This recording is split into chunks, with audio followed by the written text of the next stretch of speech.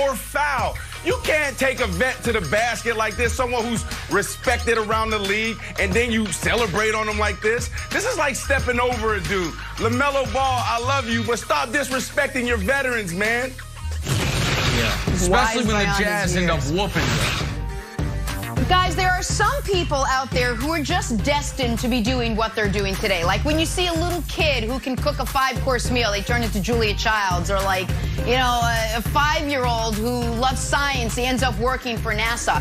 What I always find interesting is when you have someone who you would never in a million years think they would have been something else, who just excel at their field and you never saw it coming. Take DK Metcalf, for example. When he was in high school, you would never, this is him on the track and field, you would never know that this kid was destined for greatness. He just blended in with everyone else on his team. So for him to be one of the greatest receivers in the league, it's like mind-blowing, but you know, good for him. He put in the time. He worked against his body type. And look where he ended up today. I love stories like this, Nick. I love stories like this. You know what I love, Jenna? Starting to chop down unearned privilege. Listen, everyone's got a bit of privilege, whether they acknowledge it or not. I've got some white privilege. Brandon's got great athlete privilege.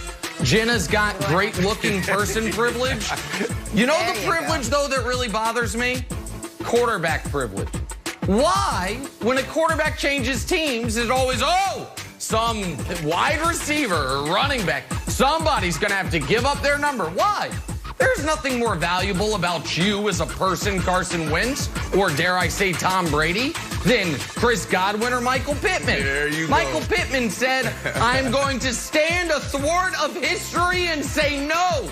Number 11, my number, Carson Wentz. Keep your quarterback dollars. They don't spend here. You find a new number. Great job, Michael Pittman. I hope you're a trendsetter. Stop letting these quarterbacks bully you guys. Nobody says they're more valuable except for every sports television show in America all day, every day. But don't let that change the number situation, Michael Pittman. Good job. As soon as I read that, I knew that was going to get you happy. I knew it. All right, let's switch some gears, guys. I got a question for you. Who's playing quarterback for the New England Patriots? Oh, you don't know? Well, neither do the Patriots. We're hearing that Bill Belichick is discussing, quote, every potential trade target.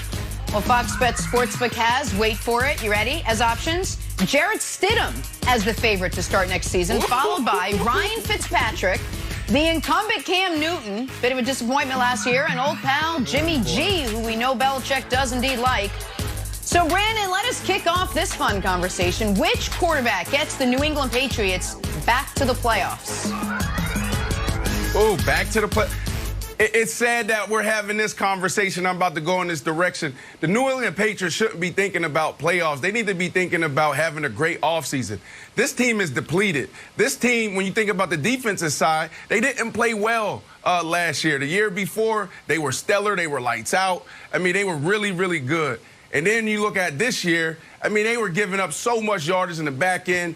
Teams could do whatever, and obviously they had the opt-out guys, and that was the situation there. On the offensive side, you have no pass catchers at all. I don't know what's going to happen with Julian Edelman. We don't know where his health is, and, you know, did he hit that wall? Is he finally going to hit that decline? How is he without Tom Brady? But there's a problem there. And so to answer your question, I truly believe with all of that, they got to start there, just rebuilding that team.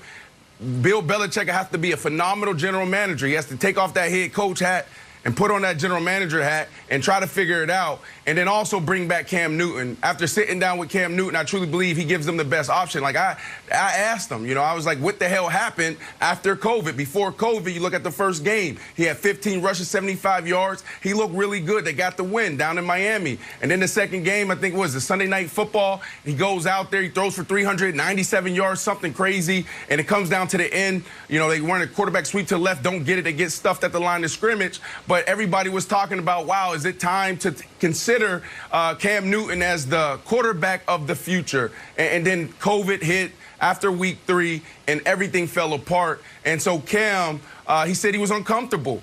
And I truly believe, you know, believe Cam when he's talking about it's tough in that system. I was with Josh McDaniels. Josh McDaniels, you can have 11 personnel and have 3, 4, 5 different ways to get into it. And that's different when you compare that to other offenses around the league. It's very complex. It's a very sophisticated system. So he needs time. No offseason, no preseason, and then you get hit with COVID. So I think if you give Cam a little bit more time, he's probably more comfortable in that system and he can kind of lead you if Bill Belichick does a great job of being a GM, Nick.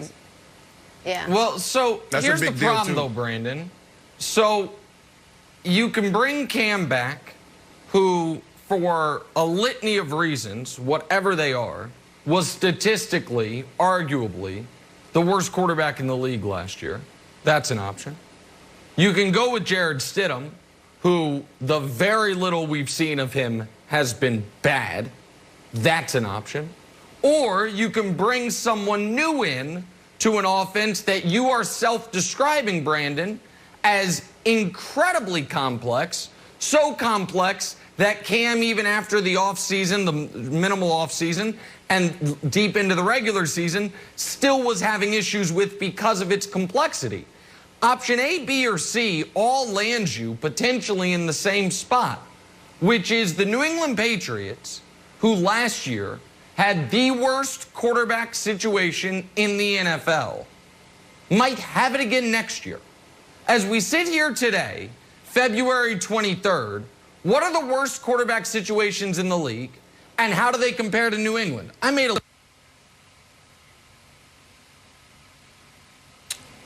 we lost out on Nick's Yeah, we lost Nick.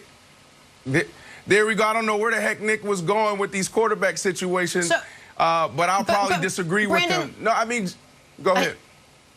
I was just going to say, to your point earlier, which I wanted to jump in, what are the chances, because you keep talking so much about what Cam will have to do and what was working against Cam Newton heading into next season, Cam would be a good option for the Patriots if the Patriots saw what Cam Newton obviously sees in himself. Bill Belichick worked with him. He knows what was up against Cam. He knows he dealt with COVID. He knows how complicated his system is. He needs to believe that Cam can overcome all of that and become the quarterback